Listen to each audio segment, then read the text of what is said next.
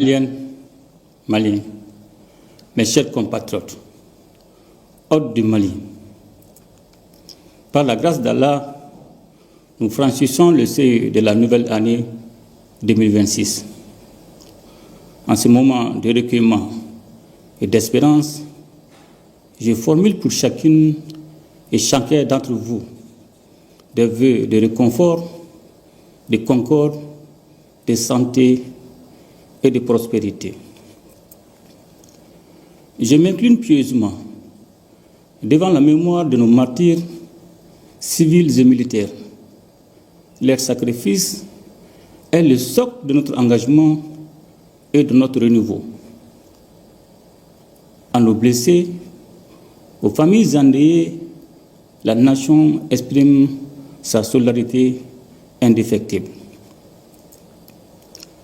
Je voudrais également adresser ma compassion aux populations durement éprouvées par les sinistres survenus dans notre pays. Je formule le vœu que l'élan de solidarité nationale dans la dignité et l'entraide continue de soulager les peines et de relever les vies. Maliennes, Maliens, mes chers compatriotes,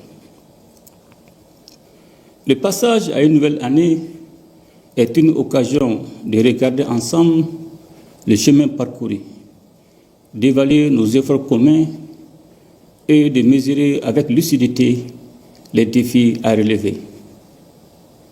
L'année 2025, dont nous vivons les derniers instants, a été une année d'épreuve, notamment sur les plans énergétiques et économiques. Elle a également été une année de vérité, celle qui révèle dans l'adversité le patriotisme et la résilience indéfectible des Maliennes et des Maliens. Je rends un hommage appuyé à notre peuple pour sa dignité, sa patience et sa détermination. Depuis plusieurs mois, notre pays subit d'importantes perturbations dans son approvisionnement en carburant, consécutives à des attaques répétées contre des convois vitaux. Parallèlement, une campagne de désinformation a tenté d'installer le doute, la peur et la division. Elle n'a fait que renforcer notre prise de conscience collective et consolider notre dynamique de résistance. En ces instants solennels, je salue la bravoure de nos opérateurs économiques, de nos chauffeurs et de leurs apprentis, qui, au péril de leur vie, ont assuré le ravitaillement du pays. Je félicite nos forces armées et de sécurité, ainsi que le gouvernement, pour la coordination de la réponse nationale ayant permis d'éviter des ruptures majeures de carburant. Derrière chaque défi se dresse une opportunité. Le défi d'importation doit devenir une opportunité d'innovation. Pour une nation debout comme la nôtre, l'adversité n'est pas un frein, elle est un levier. Maliennes, Maliens, mes chers compatriotes, face aux pressions, aux tentatives d'isolement et aux manœuvres d'influence, le Mali a fait un choix, celui de la souveraineté assumée. Là où certains attendaient la résignation, nous avons opposé la décision. Le temps de l'improvisation est révolu. Le Mali a fait le choix irréversible de rompre avec la navigation à vue. C'est dans cette perspective que j'ai doté notre nation d'une boussole stratégique. La vision prospective Malikura Nyatasira Kabesamba Flani Biurani Sabama adossée à une stratégie de mise en œuvre 2025-2033. Ancrée dans le scénario du renouveau, cette vision est notre pacte d'honneur avec les générations futures. À l'horizon 2063, notre ambition est de faire du Mali une nation souveraine, unie, juste, sécurisée et prospère. Nous abordons l'année 2026 avec une ligne de conduite, celle de consolider la souveraineté et de bâtir une prospérité partagée. Maliennes, Maliens, mes chers compatriotes, la paix durable demeure la condition première de tout progrès. C'est le sens du combat héroïque mené chaque jour par nos forces armées et de sécurité contre le terrorisme et le crime organisé. Je salue leur bravoure, leur discipline et leur professionnalisme. La nation ne les oubliera jamais. Mener une guerre asymétrique est une épreuve redoutable. Mais face à la menace, nous avons choisi de rebâtir notre outil de défense.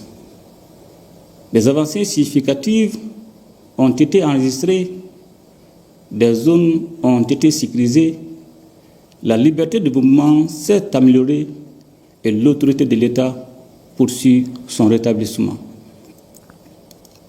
Et cette dynamique dépasse nos frontières nationales.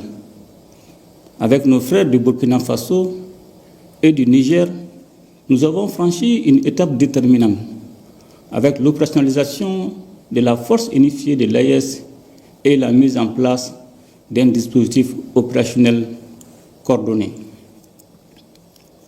Face à l'ennemi commun, notre solidarité s'est traduite en actes. Protéger nos peuples et défendre notre espace commun. Nous savons aussi que la paix véritable ne s'impose pas, elle se construit. Elle exige la vérité, le dialogue et la confiance entre Maliens. L'adoption de la Charte pour la paix et la réconciliation nationale marque une étape décisive, celle d'un processus de paix endogène porté par notre volonté collective.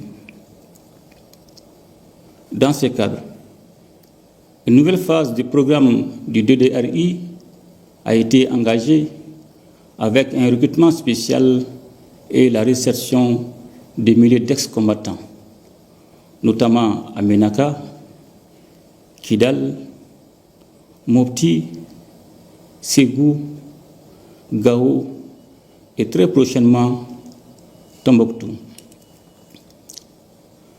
La mise en place de l'Observatoire pour la paix renforcera durablement cette dynamique. En tirant les leçons des processus de paix antérieurs, il apparaît clairement que les solutions maliennes sont les plus viables pour le Mali. Maliennes, Maliens, mes chers compatriotes, si la souveraineté militaire garantit l'intégrité du territoire, la souveraineté culturelle protège l'âme de la nation. C'est la raison pour laquelle nous avons engagé une dynamique de renaissance culturelle et d'éducation aux valeurs, afin de renforcer durablement le vivre ensemble et de façonner le Mali d'un courant, un citoyen patriote, responsable et bâtisseur. L'officialisation de nos langues nationales et la valorisation de nos légitimités traditionnelles ne sont pas du folklore. Elles expriment un retour à notre essence. Cette renaissance consolide la cohésion sociale, renforce la paix et fait de notre culture un levier de rayonnement et de développement endogène. Maliennes, Maliens, mes chers compatriotes, la justice et la gouvernance vertueuse demeureront au cœur de notre projet national. La lutte contre la délinquance économique et financière, la corruption et l'impunité n'est pas une option. Elle s'impose comme un devoir. Le pôle national économique et financier et l'Agence nationale de recouvrement des avoirs saisis ou confisqués participent à l'affirmation de la règle que nul n'est au-dessus de la loi et que l'argent indûment soustrait à la nation doit obligatoirement revenir à la nation. Maliennes, Maliens, mes chers compatriotes, lors des assises nationales de la refondation, le peuple malien avait exprimé sa vive préoccupation face aux dérives et dysfonctionnements du paysage politique, susceptibles d'alimenter la mauvaise gouvernance. Fidèle à notre engagement d'appliquer les recommandations issues des assises dans un esprit de concertation et d'inclusivité, j'ai décidé d'organiser en avril 2025 les consultations avec les forces vives de la nation afin de préciser les modalités d'application de certaines recommandations et de leur mise en œuvre dans le cadre de la relecture de la charte des partis politiques. À l'issue de cette rencontre, les participants ont notamment recommandé la dissolution des partis politiques afin de repartir sur des bases plus saines et plus justes et de faire l'audit des partis politiques. L'année 2026 ouvrira le sentier des concertations nécessaires autour de l'avant-projet de loi déterminant les conditions de formation et d'exercice des activités des partis politiques, prévu à l'article 39 de la Constitution. Maliennes, Maliens, mes chers compatriotes, malgré les différentes sanctions imposées depuis 2020 et les contraintes sécuritaires, notre économie a démontré une résilience remarquable par une croissance soutenue, une inflation maîtrisée et une dette soutenable. L'État a assuré ses dépenses essentielles et le retrait du Mali de la liste grise du GAFI en juin 2025 a renforcé la crédibilité de notre signature. Nous avons consenti des efforts importants pour protéger le pouvoir d'achat, notamment par des subventions ciblées sur les denrées essentielles et l'énergie. Nous poursuivrons cette dynamique avec discipline, efficacité et transparence. À travers des programmes dédiés à l'entrepreneuriat et à l'emploi, des dizaines de milliers d'emplois ont été créés, redonnant espoir et perspective à notre jeunesse. Parallèlement, la modernisation de l'administration financière se poursuit, notamment par la digitalisation des recettes publiques afin de renforcer l'efficacité de l'État et la transparence au bénéfice des citoyens. Dans le secteur minier, l'ouverture de nouvelles capacités, l'application stricte de nos textes, ainsi que la renégociation de certains contrats ont déjà produit des retombées significatives pour l'État. En 2026, nous poursuivrons cette trajectoire par des mesures de structuration et de valorisation, afin que la richesse nationale serve davantage à l'investissement public, l'emploi et la transformation locale. Une vérité doit s'imposer. La richesse du Mali va appartenir aux Maliens et profiter d'abord au peuple malien. Maliennes, Maliens, mes chers compatriotes, la crise énergétique a été éprouvante. Cette épreuve nous oblige à une transformation profonde. Elle nous impose d'édifier une souveraineté énergétique par la diversification des sources d'énergie, par le développement des capacités nationales, par des investissements structurants et par l'amélioration durable de la gouvernance du secteur. Elle nous impose aussi un sursaut productif en transformant nos matières premières sur place, en créant plus de valeur, plus d'emplois, plus de revenus, en faisant de nos défis une opportunité d'industrialisation. Maliennes, Maliens, mes chers compatriotes, la véritable richesse d'une nation, ce sont ses femmes et ses hommes, surtout sa jeunesse. C'est la raison pour laquelle nous plaçons le développement du capital humain au centre de notre action, en mettant l'accent sur la santé, l'éducation, la formation professionnelle et la promotion des compétences. Dans le domaine de la santé, nous poursuivrons la réalisation des structures modernes afin de garantir à chaque citoyen des soins de qualité, ici même au Mali, dans la dignité. Le projet présidentiel d'urgence hospitalière restera à cet égard un axe majeur de notre engagement. Maliennes, Maliens, mes chers compatriotes,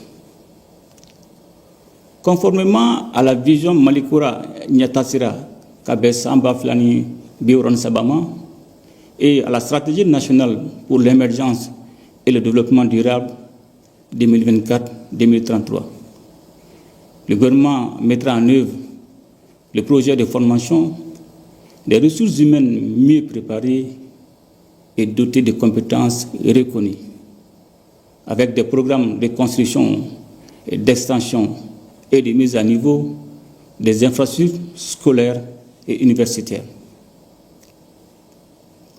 Maliennes, Maliens, mes chers compatriotes, l'année 2026 sera l'année de la consolidation, de la conquête du bien-être et du progrès. Je vous souhaite à chacune et à chacun une bonne et heureuse année 2026, dans un Mali apaisé, réconcilié, stable et prospère.